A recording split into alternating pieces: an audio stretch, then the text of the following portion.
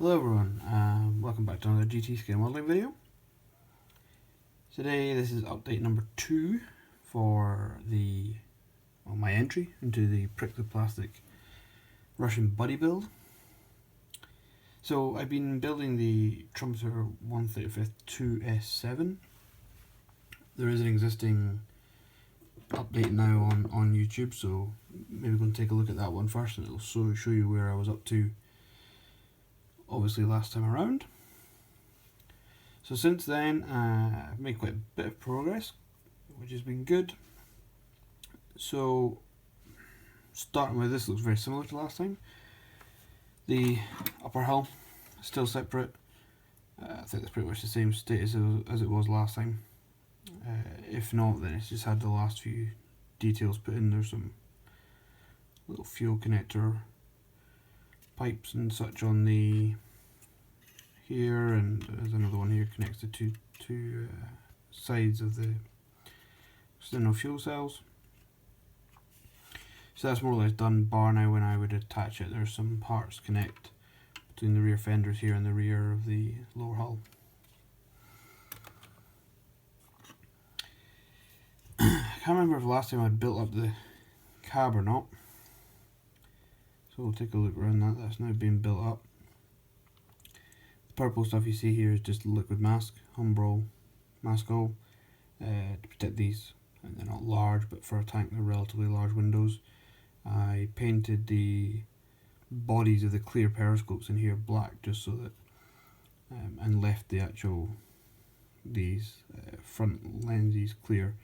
You can maybe just see them catching the light, so they're still shiny. They might get some mask on just before I fully paint things though.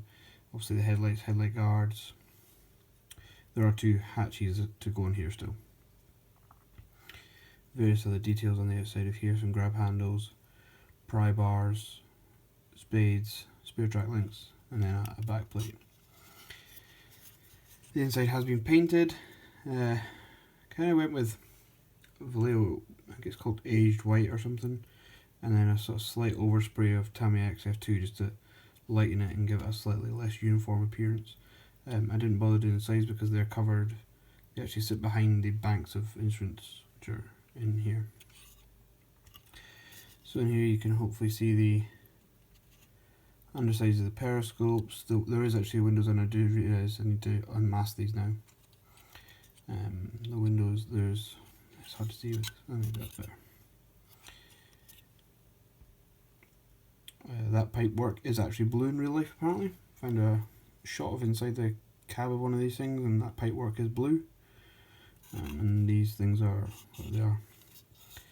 I think this is some kind of rangefindery sort of thing by the looks of it, I'm not sure. Give it a little rough chipping just on the grab handles and stuff where things have maybe just caught the edge of the paint. I did realise the other day I haven't put a washer on this, but I think it's not really the end of the world because all you'll see is whatever you can see down through here, which actually of the stuff here is not very much because you can only see straight down through here. So equally I painted the sort of lower half of the cab with the floor. I added some chipping and some sort of rough pigment work just to give the impression of some ingrained dirt on the floorboards. It's had a matte coat. Seat frames all painted grey, seats black. Now I had actually painted the side consoles and painted the dials in, but in some of them I'd just sort of put black in the dials to at least give the impression, because again you won't see them very much from the limited view you'll have. And only after I'd done that I then realised there was decals for the instrument faces, so I've added those. Again I realised I didn't put a wash in here, but I don't think it really be needed. And just the other side. So that looks nice enough. I mean, there is a bit of detail missing apparently here on the real one that sits on the back of this bulkhead. Here is a fire extinguisher thing, which is quite prominent in the real version, but again, as I said, the view is very limited down to there, so I wasn't really willing to put a huge amount of effort in. I am going to display it with these two front hatches open, however, so you'll see something. So that will remain a separate part for just now. So that led me to start work on with the upper hull and the cab painted and pretty much done ready for paint, it meant I had to start the bulk of this kit, which is the gun. So here we have the kind of the main breech end, business end. So the breech is really quite nicely detailed. Some small photo etch parts for some plates and things. It's quite a lot of detail here. The only thing that's probably missing would be any kind of electrical or hydraulic plumbing or wiring that may well be present on the real one. But I think it's busy enough for my tastes. These are just mounting points for the recoil, the elevation. I believe these are actually the recoil cylinders here. So that's that. And then this fits into, well, it fits onto this sort of cradle here. So this is the part that sits this way around. So this is the part that sits onto here. It does actually have a limited traverse. So that's quite cool. So, and this hole is for this elevation gear arm to sit in. So I've only put one half of this on just now, such that I can still get the gun in, but also so I can get to it all with paint. But the other half will go on like this, and the gun sits between here, and then various other details will get added onto this bit here. So I'll leave these separately. I'll paint these as sub-assemblies. There's some more parts to go in here. So that's pretty much where I am just now.